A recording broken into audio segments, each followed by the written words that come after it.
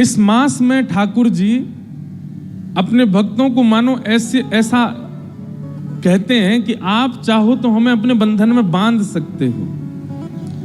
व्रत करो, नियम करो, प्रातः काल उठ करके ब्रह्मचर्य का पालन करो, मंगला आरती करो, स्नान आदि करके पाठ पूजा नियम करो, अपने आप को श्रेष्ठ बना करके अगर आप अपने प्रेम पाश में हमें बांधना चाहते हो तो साल भर में कार्तिक मास ऐसा मास है जिसमें आप ठाकुर जी को अपने प्रेम पाश में बांध सकते हो।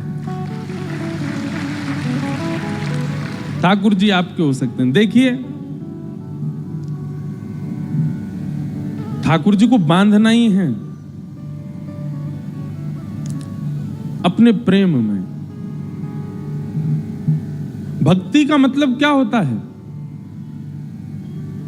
हम सब बंधे हुए हैं कहां? संसार में। हम सब की आसक्ति रूपी रस्सी बंधी हुई है संसार में। वो संसार से हटा करके श्री ठाकुर जी के चरणों में बांध देना, इसी को भक्ति कहते हैं।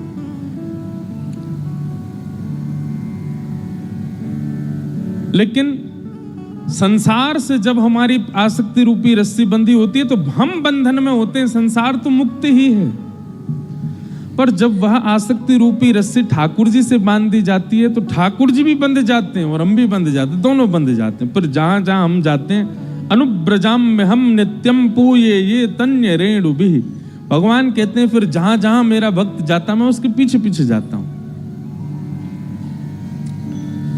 तो ये बहुत पवित्र मास है, ब्रह्म मुहूर्त में उठने की विधा है। अब हमारी तो स्थिति ऐसी हो गई है कि हम इतने थक जाते हैं कथाएं करते करते। अभी हमको थोड़ा सब संत जन भी कह रहे हैं, घर के लोग भी कह रहे हैं, अब अवकाश करना शुरू करो, कथाओं के बीच में 2-4 दिन का अवकाश रखो, थोड़ा आराम करो, पर हो ही नहीं पा रहा है। अब तो ऐसा हुआ है कि हमको आगे की कथाएं स्थगित करनी पड़ी हैं आराम करने के लिए। लेकिन आप सब लोग तो मुक्त हैं, तो कम से कम कार्तिक मास में प्रयास कीजिए, ब्रह्म मुहूर्त में उठिए और ब्रह्म मुहूर्त में स्नान आदि करके। भोपाल में अगर आपको व्यवस्था हो, यहाँ पे मंगला आरती 4-5 बजे होती हो मंदिरों में, तो पता नहीं, हमारे वृंदावन का तो माहौल देखने वाला होता है कार्तिक मास में। सुबह से ही सब ब्रजवासी और दर्शनार्थी और आगंतुक जितने भी लोग होते हैं वे सब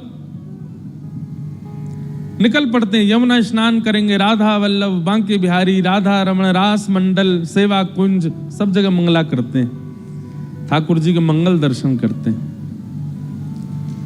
तत्पश्चात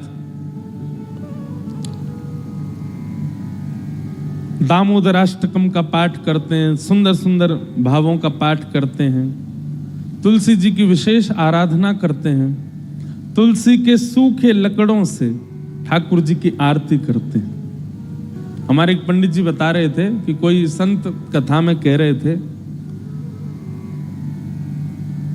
कि एक बार कोई चूहिया दौड़ करके जा रही थी तो गलती से तुलसी के सूखे लकड़े पड़े थे, एक लकड़ी पर पैर पड़ गया तो वो उछल करके ठाकुर जी के सन्मुख अर्पित हो गई कार्तिक मास में। तो उसका परिणाम ये हुआ कि वो अगले जन्म में ठाकुर जी की कोई अनन्य सखी बन करके आई, अनन्य कोई प्रियसी बन करके आई। तो हम सब चुईया तो नहीं है, हम सब तो मानव हैं। कहने का अभिप्राय, भूल से भी यदि ठाकुर जी को तुलसी अर्पित हो जाती है या तुलसी के सूखी लकड़ी से ठाकुर जी की आरती हो जाती है तो कार्तिक मास में उसका फल देखो। पुनः हम एक बात कह दें, वृंदावन की जो रस रीति है ना वो प्रेम की भरी हुई है, वहां पर पुण्य की कामना नहीं होती।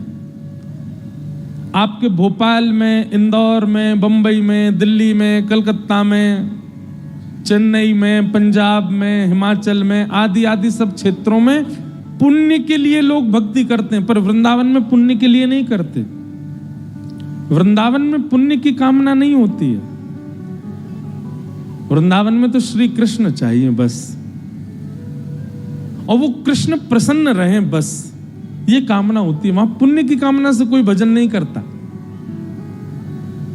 वृंदावन रस रीति अगर भाव आएगा तो कहूंगा इस कथा में। कार्तिक मास का आप सब लोग पालन करो।